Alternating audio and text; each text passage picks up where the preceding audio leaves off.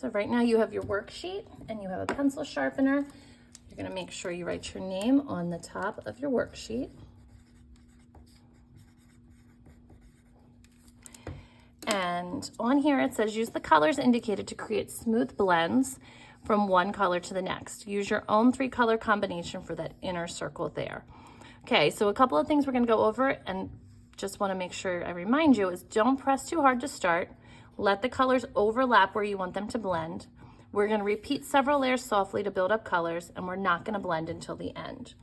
Okay, so each of these spaces asks you to find 3 very particular colors.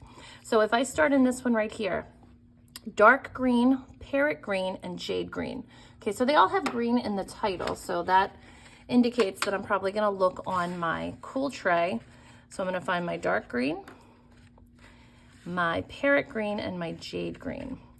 Now, when you look at the pencils, you'll notice that it says Prismacolor Premier, then it has the color in English, a triangle, and then the color in French. So you wanna look for the English name here. So dark green, parrot green, and jade green.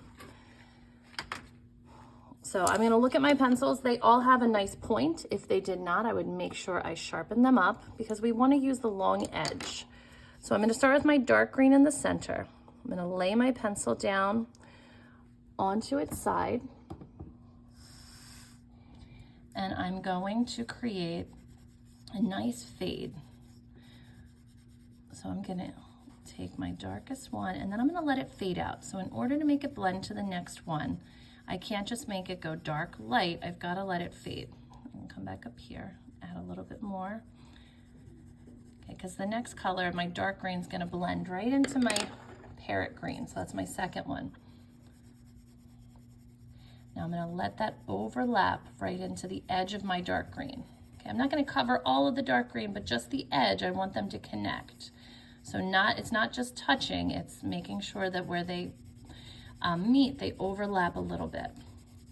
Now again, notice how I'm not using the point. Okay, I'm using the long edge of my pencil so that I'm getting a smooth application. Okay, I'm going in short strokes, almost like an oval.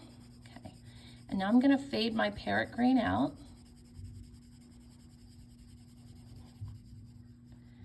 And I'm gonna go in with my jade green.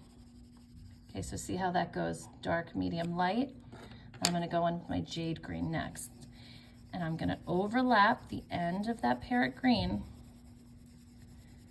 Okay, again, not covering all of the parrot green, but just overlapping where I want them to meet. And then I'm gonna bring that down. So change direction to fill that box in, get into those little crevices. And then I'm filling. So what you don't want to do is press really, really hard because then you're not going to be able to layer them. Okay, so then it says, let's go back up to reminders. Don't press too hard to start. Good. Let the colors overlap. Good. Repeat several layers softly to build up colors. So I'm going to go back and I'm going to repeat some of my colors in here. So if I went up and down before, then maybe I go in a diagonal. Or if I went left and right, maybe I go up and down. So this will help fill in your spaces. It'll also help mask your pencil lines. So the goal is to put this on as smooth as possible. Okay. So I'm gonna do one more pass through with all of my colors. Okay, and again, I'm not pressing too hard, medium pressure at best, okay? Now your lighter colors, you can press a little bit harder, especially as you start to layer them on top, okay, because the darker colors seem to dominate a little bit more. And then I'm gonna go back in through with that jade green, get right up on that edge. I'm gonna overlap it into that parrot green. Okay. Okay, and then my last direction here says don't blend until the end. So the last thing that you're going to do is you are going to take that blending pencil. So that's the one that's in the side of the box and it says colorless as its color, okay?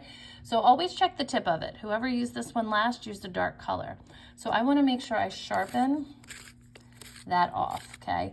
Now notice how I'm holding the sharpener in my hand. I'm not putting it on the table. So hold it in your hand and then just twist your wrist. So now when I'm blending, I want to do tight circles, and this is where you can apply your pressure. Okay, I'm gonna go up and down the side here. I'm gonna have a nice smooth edge, and then on the interior parts, go with a nice tight circle here. Okay, and so what the colorless blender does is it takes your color that's on your paper, just like our blending stumps with the pencil, it just smooths it around. It fills in those gaps, it softens it. And in order to be successful, you have to make sure you have enough color. If you blend before you have enough color, it's going to thin out your colors. It's gonna look streaky. And then again, make sure when you get to your edges, you're going very neatly to those edges. You don't wanna make them a mess. Okay, and so that's my first box there. So I have my 3-color blend, and then I'm gonna keep going around with the different colors that are indicated in each box. And again, at the center, you can pick your own 3-color combination to blend it however you would like.